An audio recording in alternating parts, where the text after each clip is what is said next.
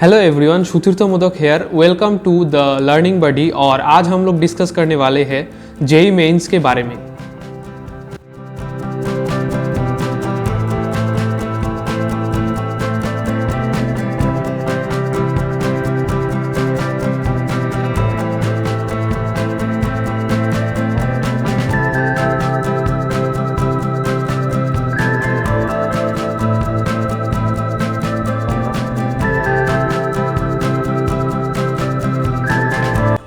तो सबसे पहले अगर हम लोग स्टार्ट करें तो जेईई मेंस इंडिया में एक इंजीनियरिंग एंट्रेंस एग्ज़ाम है जो नेशनल लेवल में ली जाती है और वो कंडक्ट किए जाते हैं एनटीए के द्वारा।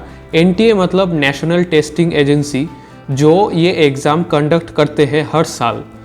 और अगर हम लास्ट ईयर की माने तो ये 4 अटेम्प्ट्स में हुए थे, लेकिन इस बार ये 2 अटेम्प्ट्स में होने वाले हैं 2022 में। और जेईई मेंस के मेनली 2 पेपर्स हैं। तो बहुत लोग बोलेंगे 2 पेपर्स कहाँ से हुए, तो बहुत लोगों को पता ही नहीं होगा शायद बी आर्क के बारे में। तो हम लोग इस वीडियो में कम्प्लीटली दोनों पेपर्स डिस्कस करने वाले हैं। तो जैसे कि मैंने बोला कि जेईई मेंस मतलब जॉइंट एंट्रेंस एग्जामिनेशन के 2 पेपर्स होते हैं। तो पेपर 1 होता है बी टेक के बारे में। तो बी टेक मतलब बैचलर्स ऑफ टेक्नोलॉजी। जो लोग बैचलर्स ऑफ टेक्नोलॉजी में जाना चाहते हैं कॉलेज में, वो लोग ये पेपर 1 दे सकते हैं। और अगर हम इसके मार्क्स डिस्ट्रीब्यूशन और इसकी कंप्लीट डिटेल्स के बारे में बोले तो इसकी फुल मार्क्स होते हैं 300, जो लास्ट 2 ईयर्स से चलती आ रही है 300 फुल मार्क्स। तो जेईई मेंस बेसिकली 3 सब्जेक्ट्स के ऊपर ली जाती है। एक होता है फिजिक्स, एक केमिस्ट्री और मैथमेटिक्स। तो सभी सब्जेक्ट्स में टोटल 25 क्वेश्चंस होते हैं और फुल मिला के जेईई मेंस में 75 क्वेश्चंस आंसर करने पड़ते हैं।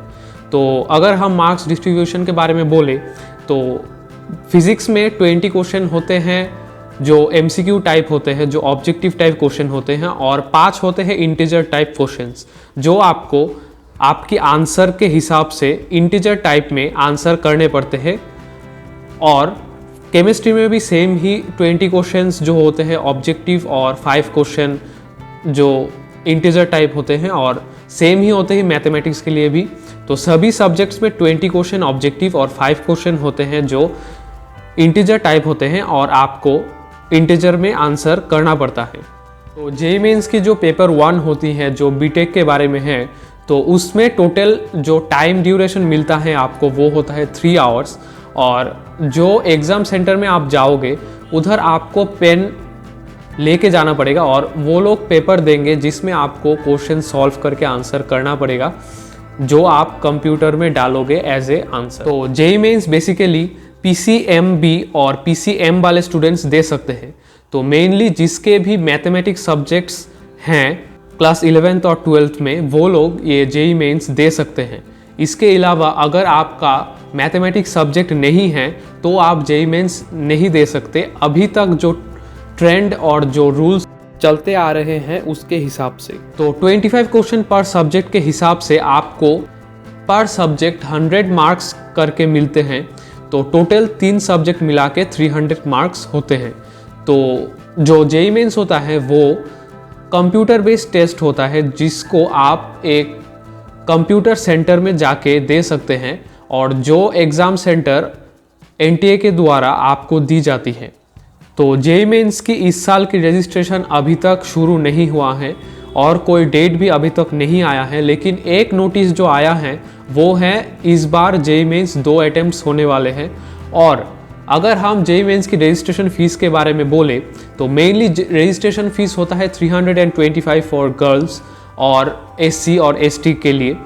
और अगर हम जनरल कैंडिडेट्स के बारे में बोले तो उनके लिए होता है 650 पर एग्ज़ाम। तो अगर 2 एग्ज़ाम हुए और आप वो 2 एग्ज़ाम एक साथ फिल कर रहे हैं तो आपको उसके डबल लगेंगे। तो पर एग्ज़ाम आपको 650 देने पड़ते हैं अगर आप एक जनरल कैंडिडेट हो तो जेईई मेंस एग्ज़ाम जो होती हैं वो लास्ट ईयर से टोटल 13 इंडियन लैंग्वेजेस में होते हैं एलोंग विथ इंग्लिश। तो वो बहुत ही अच्छी बात है कि आप कहीं से भी किसी भी लैंग्वेज में वो एग्ज़ाम दे सकते हैं। अगर आप किसी स्टेट बोर्ड के स्टूडेंट भी हैं जो एक लोकल लैंग्वेज में क्लासेस कर रहा है तो वो भी ये एग्ज़ाम अपनी लैंग्वेज में दे सकता है। तो वो बहुत ही अच्छी बात है, जो आप जान ले तो आपके लिए अच्छा है।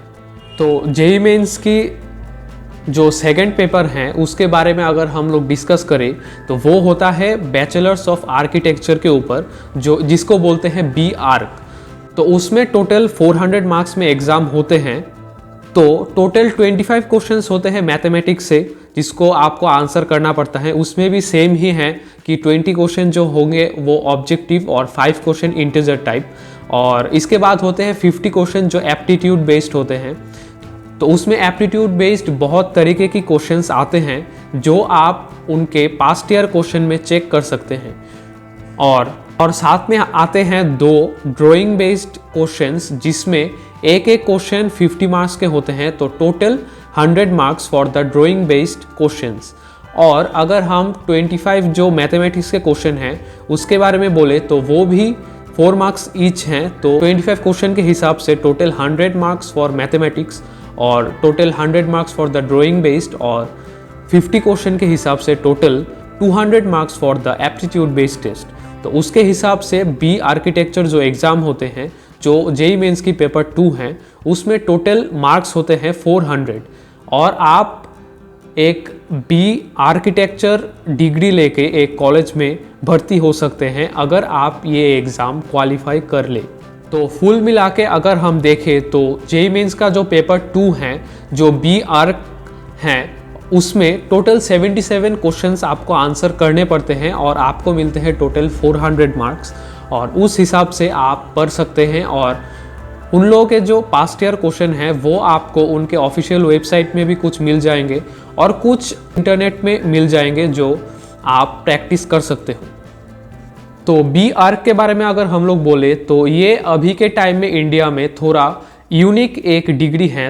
तो आप अगर उधर जाए तो आपका फ़ायदा है, क्योंकि उधर सैचुरेशन कम है। तो आपके जॉब मिलने और आपके काम करने के चांसेस उधर ज़्यादा हैं अभी तक देखें तो साथ ही साथ हम लोग डिस्कस कर लेते हैं बी प्लानिंग के बारे में।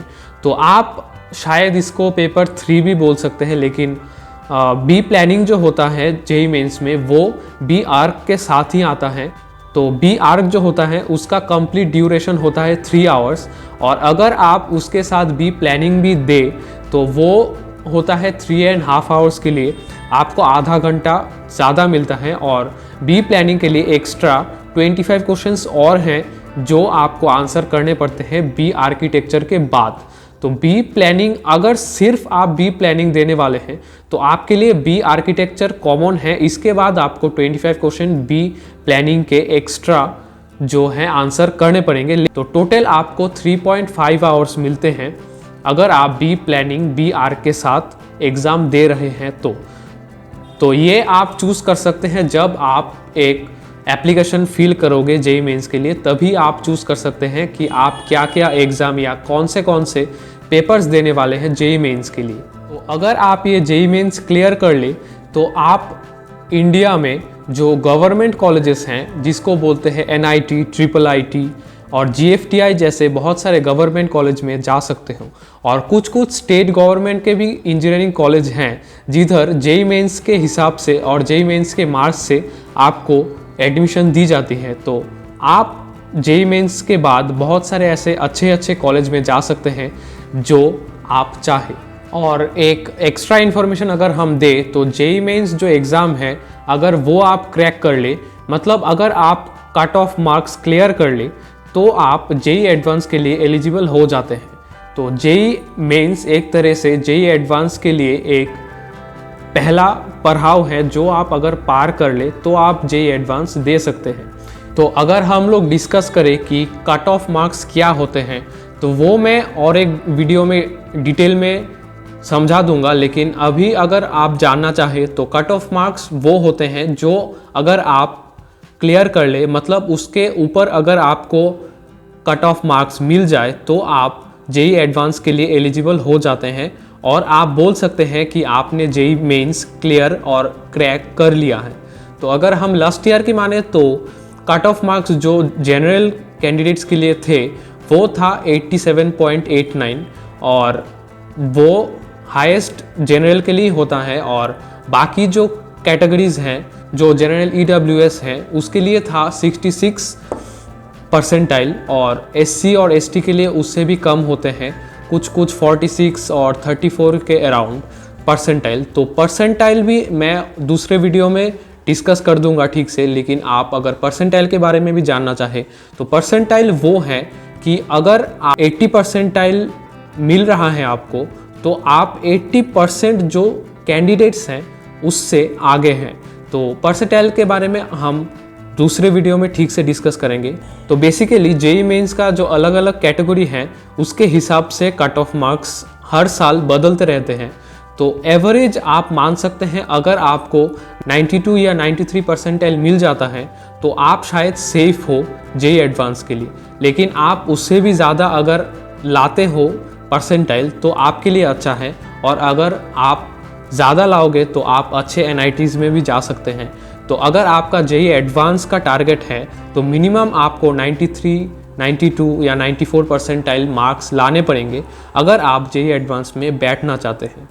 तो जेईई मेंस के अगर सिलेबस के बारे में हम लोग बोले तो वो 11th और 12th की फिजिक्स, केमिस्ट्री और मैथमेटिक्स की होल सिलेबस हैं जो आप प्रिपेयर कर सकते हैं। जेईई मेंस के लिए भी हर साल 8 से 10 लाख बच्चे एग्ज़ाम देते हैं, तो आप समझ ही सकते हैं कि कितनी ज़्यादा कंपटीशन है। तो आप सेफ रहने के लिए जितनी ज़्यादा मार्क्स आप ला सकते हैं वो आपके लिए अच्छा है। तो all the best from my side, और आप अपनी पढ़ाई और प्रिपरेशन जारी रखें, और जब भी जेईई मेंस का जो एप्लीकेशन फॉर्म फिल होना स्टार्ट हो जाएगा तभी मैं आपको इन्फॉर्म कर दूंगा, तो आप अपनी पढ़ाई जारी रख सकते हैं। तो जेईई मेंस के जो अलग अलग पेपर हैं उसके बारे में अगर आपको कोई डिटेल इन्फॉर्मेशन चाहिए कमेंट बॉक्स में कमेंट कर दे, तो मैं उसके बारे में डिटेल वीडियो भी लाऊंगा। तो आज के वीडियो में इतना ही रखते हैं। मैंने जेईई मेंस के बारे में ऑलमोस्ट सभी इन्फॉर्मेशन दे दिए हैं, तो आज इतना ही रखते हैं। तो मिलते हैं नेक्स्ट वीडियो में, तब तक के लिए थैंक्स फॉर वॉचिंग।